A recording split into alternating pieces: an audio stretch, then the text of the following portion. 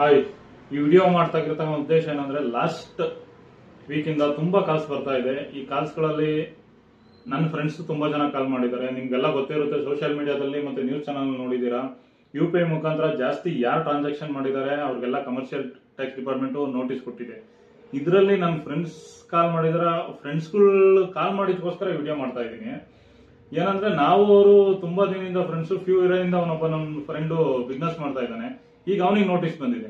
ಈ ನೋಟಿಸ್ ಬಂದಿರೋದಕ್ಕೆ ಮಗ ಈ ತರ ನೋಟಿಸ್ ಬಂದಿದೆ ಅಂತ ಇವತ್ತು ಕಾಲ್ ಮಾಡ್ತಿದ್ದೇನೆ. ನಾನು ಅವನಿಗೆ ಒಂದೇ ಕ್ವಶನ್ ಮಾಡಿದ್ದು, ಎಷ್ಟು ದಿನದಿಂದ ಗೊತ್ತು ನಿನ್ಗೆ, ನಾನೊಬ್ಬ ಟ್ಯಾಕ್ಸ್ ಕನ್ಸಲ್ಟೆಂಟ್ ಅಂತ ನಿಮ್ಗೆ ಎಷ್ಟು ದಿನದಿಂದ ಗೊತ್ತು?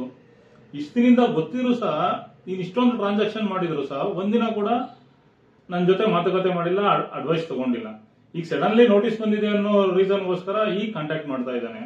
ಈಗ ನಮ್ಮ ಜನರಲ್ ಪೀಪಲ್ ಮೆಂಟಾಲಿಟಿ ಏನಂತ ಇದೆ ಅಂದ್ರೆ, ಈಗ ಒಂದು ಪ್ರಾಪರ್ಟಿ ತಗೊಂತೀವಿ ಅನ್ಕೊಳ್ಳಿ, ಪ್ರಾಪರ್ಟಿ ತಗೊಳಕ್ ಹೋದ ತಕ್ಷಣ ನಾವು ಫಸ್ಟ್ ಲೀಗಲ್ ನೋಡೋಣ, ಫಸ್ಟ್ ಲೀಗಲ್ ಕನ್ಸಲ್ಟೇಷನ್ ತಗೊಳ್ಳೋಣ ಅಂತ ಲೀಗಲ್ ಹೋಗ್ತೀವಿ.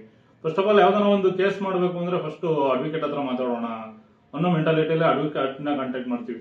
ಅದೇ ಕಮ್ ಟು ದಿ ಬಿಸ್ನೆಸ್ ಬಂದ್ರೆ ಏನಾಗುತ್ತೆ, ಒಂದು ಚೆನ್ನಾಗಿರೋ ಪ್ರಿಮಿಸಿಸ್ ಇಲ್ಲ ಪ್ಲೇಸ್ ಆಪ್ ನೋಡಿದ್ವಾ, ಒಂದು ಬೋರ್ಡ್ ನೇಮ್ ಬೋರ್ಡ್ ಹಾಕೋದು, ಬಿಸ್ನೆಸ್ ಸ್ಟಾರ್ಟ್ ಮಾಡ್ತೀವಿ, UPI ಟ್ರಾನ್ಸಾಕ್ಷನ್ ಮಾಡ್ತೀವಿ. ಒಂದು CA ಗಾಗ್ಲಿ, ಆಡಿಟರ್ಗಾಗ್ಲಿ, ಟ್ಯಾಕ್ಸ್ ಕನ್ಸಲ್ಟೆಂಟ್ಗಾಗ್ಲಿ ಒಂದ್ಸಲ ಅಡ್ವೈಸ್ ತಗೊಂಡ್ರೆ, ಈಗ ಏನ್ ಈ ತರ ಎಲ್ಲ ನೋಟಿಸ್ ಬಂದಿದೆಯಲ್ಲ, ಇದೆಲ್ಲ ಬರ್ದೇನೆ ಇರ್ಬೋದು. ಇದನ್ನ ಗೋರ್ಮೆಂಟ್ ಯಾವ ತರ ಅಂದ್ರೆ, ಯಾರು ಗೋರ್ಮೆಂಟ್ ಸ್ಟಾರ್ಟ್ಅಪ್ ಗಾಗ್ಲಿ ಇಲ್ಲ ಸ್ಮಾಲ್ ವೆಂಡರ್ ಗಾಗ್ಲಿ ತೊಂದರೆ ಕೊಡೋ ಆಕ್ಟ್ GST ನಲ್ಲೂ ಇಲ್ಲ, ಯಾವ ಗೋರ್ಮೆಂಟ್ ಮಾಡೋದಿಲ್ಲ.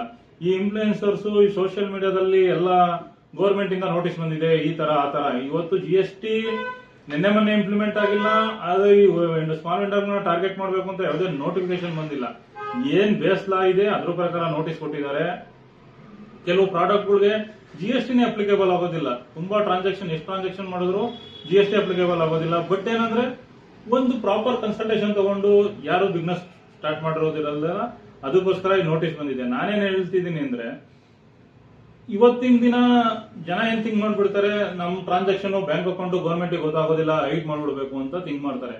ಬಟ್ ಇವತ್ತಿನ AI ಕಾಲದಲ್ಲಿ ಯಾವುದು ಗೌರ್ಮೆಂಟ್ ಇಂದ ಹೈಡ್ ಮಾಡೋಕ್ ಆಗೋದಿಲ್ಲ. They know everything.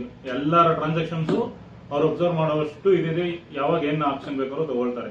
ಬಟ್ ಏನಂದ್ರೆ, ನಾವು ಹೈಡ್ ಮಾಡಿ ಬಿಸ್ನೆಸ್ ಮಾಡ್ತೀವಿ ಅಂದ್ರೆ, ಒಂದ್ ಎಕ್ಸಾಂಪಲ್, ಒಂದ್ ಸಣ್ಣ ಪ್ರೆಮಿಸಿಸ್ ಅಲ್ಲಿ 10,000ದಿಂದ ಸ್ಟಾರ್ಟ್ ಆದ ಇನ್ಫೋಸಿಸ್ ಇವತ್ತು ಇಷ್ಟು ದೊಡ್ಡ ಕಂಪನಿ ಆಗ್ತಾ ಇರ್ಲಿಲ್ಲ.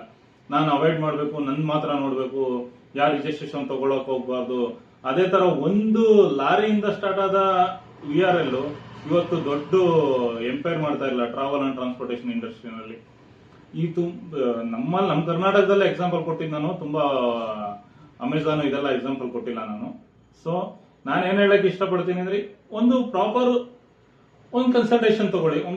ಕನ್ಸಲ್ಟೇಷನ್ ತಗೊಂಡು, ಈಗ ಯಾವ್ದೋ ಒಂದು ನಿಮ್ದೊಂದು ಗಾಡಿ ಇರುತ್ತೆ, ಯಾವ್ದೋ ಕಂಪ್ನಿಗೆ ಅಟ್ಯಾಚ್ ಮಾಡ್ತಾ ಇದ್ದೀರಾ, ಇಲ್ಲ ಒಂದು ಪ್ರಾಪರ್ಟಿ ಬೈ ಮಾಡ್ತಾ ಇದ್ದೀರಾ, ಎಗೈನ್ ಇಲ್ಲ ಏನೋ ಒಂದು ಬಿಸ್ನೆಸ್ ಸ್ಟಾರ್ಟ್ಅಪ್ ಮಾಡ್ತಾ ಇದ್ದೀರಾ, ಒಂದು ಕನ್ಸಲ್ಟೇಷನ್ ತಗೊಂಡು ಒಂದು ಟೈಮ್ ಲಿಮಿಟ್ ಅಂತ ಇರುತ್ತೆ. ಆ ಟೈಮ್ ಲಿಮಿಟ್ ಅಲ್ಲಿ ನೀವ್ ಏನ್ ಬೇಕೋ ಅದನ್ನ ಪ್ರಾಪರ್ ವೇ ಲೀಗಲ್ ಆಗಿ ಮಾಡ್ಕೊಂಡು ಹೋಗಿ. ಇದೆಲ್ಲದಕ್ಕೂ ಮೇನ್ ಹೋಗಿ ರತನ್ ಟಾಟಾ ಒಂದ್ ಮಾತು ಹೇಳ್ತಾರ, ನನ್ನ ಮಾತು ನೆನ್ಸ್ಕೊಳಕ್ ಇಷ್ಟಪಡ್ತೀನಿ. I need MBAs to run my business, but I need CS to teach them to how to run the business. ಈ ತರ ನೀವು ಪ್ರಾಪರ್ ಕನ್ಸಲ್ಟೇಷನ್ ಇಲ್ಲದೆ ತುಂಬಾ ಟ್ರಾನ್ಸಾಕ್ಷನ್ ಮಾಡಿ ಲೀಗಲ್ ಕ್ರೈಸಿಸ್ ನ ಫೇಸ್ ಮಾಡೋದಕ್ಕಿಂತ, ಒಂದ್ ಸ್ಮಾಲ್ ಕನ್ಸಲ್ಟೇಷನ್ ತಗೊಂಡು ನಿಮ್ ಬಿಸ್ನೆಸ್ ನ ಪ್ರಾಪರ್ ಮಾಡಿ ಅದನ್ನ ಎಸ್ಟಾಬ್ಲಿಷ್ಮೆಂಟ್ ಮಾಡಿ ಅಂತ ಎಲ್ರಿಗೂ ಅಡ್ವೈಸ್ ಮಾಡ್ತೀನಿ. Thank you.